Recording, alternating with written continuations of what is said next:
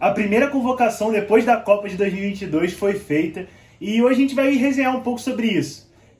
Vou começar aqui falando sobre o contexto dessa convocação, né, que é um contexto bem específico, e depois vou passando pelos nomes e no final deixo até algumas sugestões que estavam na minha lista e não acabaram não aparecendo, e nos comentários a gente discute isso. Então vamos começar pelo contexto, né? Primeiro que é um técnico interino, não é o técnico que vai comandar esse processo, né? A CBF ainda está à procura desse treinador, então a gente tem que entender isso, que não é algo determinante, algo que reflita no processo inteiro. Não significa que esses nomes vão participar do ciclo inteiro, pelo contrário, até se fosse o próprio treinador, né, já escolhido, isso muda bastante durante esses 4 anos. Então eu acho importante a gente entender isso para a gente, a partir daí, discutir essa convocação, né? Então, vou começar pelos nomes aqui, anotei no computador para a gente não se perder. E começa pelos goleiros, né? A gente tem o Ederson, o Everton e o Mikael, do Atlético Paranaense, que disputou o Sul-Americano Sub-20 para a posição.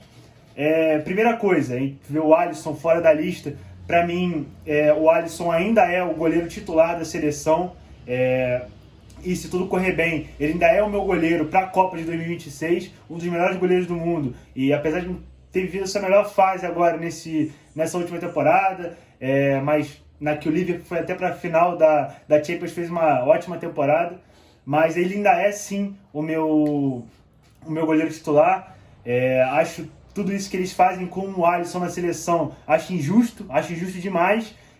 Nunca apresentou uma falha absurda, um frango enorme, então ele ainda é meu goleiro titular, é um cara seguro, é um cara que eu confio. E aí, seguindo, Alisson como meu titular, o Ederson como segundo goleiro, mantenho também. E aí, esse terceiro, a gente tem várias opções. A gente pode fazer igual ele fez, achei interessante, de trazer um goleiro mais jovem, né? O Mikael, no caso, participou do Mundial, já falou que ia fazer essa mescla. E isso é até um dos motivos para a gente entender melhor essa convocação, que ele já é um preparo para esses garotos, para o Mundial que vai ter esse ano, Sub-20, e também para a Olimpíada de 2024, e aí, consequentemente, para o time principal da seleção também, porque esses garotos, a gente sabe que durante esses 4 anos, eles vão estar no radar, são jovens promissores, e eles podem sim formar esse elenco para 2026, mas ainda é muito longe, né? Vamos manter o que a gente tem hoje. E sobre o goleiro é isso. Acho que na terceira opção poderiam ter outros nomes também, como João Paulo, do Santos, que é um ótimo goleiro e promissor, que eu acho que pode acabar assumindo também essa vaga. O próprio Everson, do Atlético Mineiro. Aí, se for pegar um goleiro mais jovem, o Bento, do próprio Atlético Paranaense, são bons goleiros. Mas aqui, opções justas, dentro do contexto, são boas opções. De zagueiros, Marquinhos e Militão, que provavelmente vão formar nessa dupla da Copa de 2026. Aí, quando a gente fala mais perto da Copa América do ano que vem, acho que é a dupla, já que o Thiago Silva, para 2026, ele não vai estar. Ainda que o Thiago Silva hoje é um dos melhores zagueiros do mundo, eu não acho absurdo nenhum se ele começar a ser convocado, porque ele ainda joga no mais alto nível, apesar de provavelmente não participar da Copa de 2026, enquanto ele tem a oferecer, até nessa transição de jovens zagueiros para assumir esse posto. Eu acho super interessante ter ele lá no grupo, e não só por uma questão anímica, ele ainda joga muita bola, ainda é um dos melhores zagueiros do mundo. Então, sim, próximas convocações vai aparecer, justíssimo.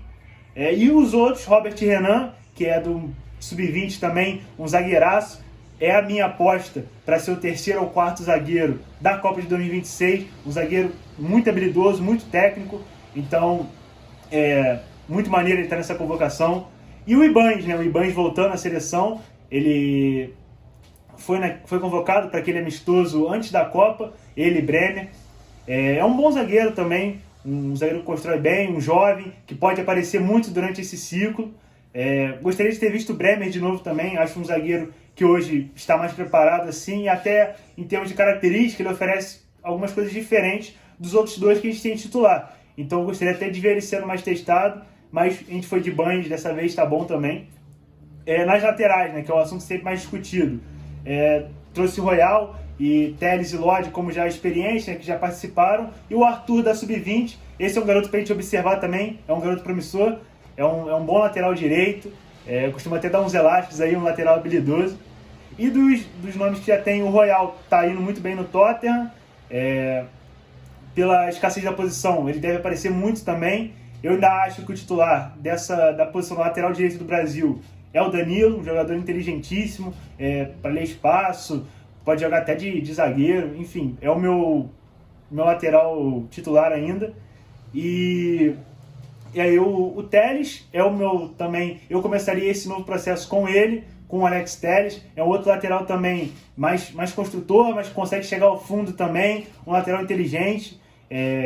Até na Copa, infelizmente, ele sofreu a lesão, mas vinha fazendo bons minutos ali, é um lateral que eu gosto bastante. E o Lodi, né, que já tinha participado, já tinha até sido titular da seleção naquela Copa América que a Argentina ganhou, mas é um bom lateral, um lateral muito promissor também, desde que surgiu no Atlético Paranaense. É um ótimo lateral que chega muito mais ao fundo desses aí. Ele e o Royal são os que mais chegam ao fundo, né? Então, em termos de característica, é um cara diferente. Ele tem bom cruzamento, tem boa força para romper linhas. Então, é outro que deve aparecer muito nesse ciclo também. Aí nós temos outro nome também que eu gostaria de ver sendo testado, que é o Caio Henrique, que vem fazendo uma ótima temporada no Mônaco, na França. O próprio Wanderson também, que vem jogando até mais adiantado às vezes, como um ponta, como um meia-direita. Enfim, mas é um lateral de características bem interessantes desde o Grêmio. Então eu gostaria de ver ele nessa lista, ao menos de ver ele nesse começo, né, de processo para 2026. E aí a gente parte para os volantes. Cara, eu sempre falo que os volantes da seleção brasileira vai ser a posição mais difícil do treinador convocar, porque a gente tem muito nome bom para a posição. Dessa vez foram André, João Gomes e Casimiro. Esses três primeiros jovens, né, pelas primeiras convocações dele. O André já pela sub-20, o André já com uma convocação merecida faz tempo, e o João Gomes também do Flamengo, que fez uma ótima temporada no Flamengo, agora está no Wolves. Então, são jovens que devem aparecer bastante nessas futuras listas. E aí, como eu falo, nessa posição, eu ainda vejo o Bruno Guimarães à frente de todos aí, menos do Casimiro, é claro, que hoje é o melhor volante para mim do mundo. E então, o Bruno Guimarães, para mim, tá à frente. E o Danilo também eu gostaria, do Palmeiras, gostaria de ver nessa lista, apesar de ser dois primeiros volantes, né? Ele disputa ali com o Casimiro, disputa também com o Fabinho, que tá nessa briga também, é claro.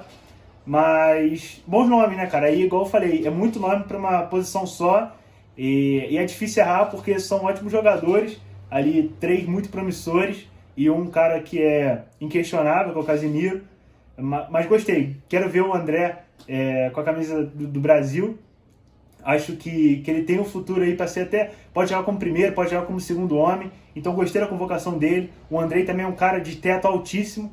Então vai ser legal acompanhar esses volantes, essa briga por posição da seleção brasileira. E aí os meias, né, mais adiantado. Eu coloquei o Paquetá e o Veiga. Principalmente porque o Ramon falou que levou 2 para cada posição. Então ele enxerga, eu acho, o Paquetá e o Veiga como os 10 desse time. O Paquetá podendo jogar mais... O Paquetá pode jogar em todas ali, né? Ele é um cara bem coringa. E o Veiga, gostei também da convocação do Veiga. Legal ver a emoção dele também ao ser convocado. É um cara que, essa versão de 2023 é a que mais me impressiona dele. Um jogador que está descendo mais para construir, que está melhorando muito seu passe. E, finalizando, chegando na hora, terminando jogadas. É um cara especial e, em jogos grandes também mostrou ser isso. Legal começar esse ciclo dando uma chance para o Veiga, bem merecido. Nas pontas, temos o Antony, o Rodrigo, o Vinícius e o Rony. Começar pelos que já aparecem, né? Antony, Rodrigo e Vinícius. O Rodrigo eu enxergando até hoje ele como um 10, como um substituto, diria assim, do Neymar. A princípio seria para mim o Rodrigo. Eu enxergo muito ele mais hoje como 10, jogando por dentro, do que como um ponta, apesar de ir muito bem também pelos lados do campo. O Vinícius inquestionável, o Antony também. Aí acabou o Rafinha ficando de fora, e essa é outra posição que a gente tem muita opção também. Vou citar aqui, mas vou esquecer com certeza de um nome. A gente tem Rafinha, Antony, Rodrigo, Vinícius, o TT do Leicester, o David Neres, aí mais jovens surgindo, Savinho, Jefinho, Giovani do Palmeiras, e por aí vai. Com certeza esqueci algum nome, mas é uma posição que tem muita gente. Então vai ser legal também acompanhar essa disputa deles. E o Rony, né? O Rony acabou sendo premiado com essa vaga. Eu acho o Rony um ótimo jogador, um dos jogadores mais importantes desse Palmeiras, que ganhou tudo, né, esses últimos anos, que brigou por tudo, que é um grande time, mas eu enxergo hoje nomes à frente dele. Entendo, igual eu falei, gosto muito do Rony, mas eu oportunizaria outros jogadores, até dentro desse contexto, né, de trazer alguns jovens do próprio Palmeiras.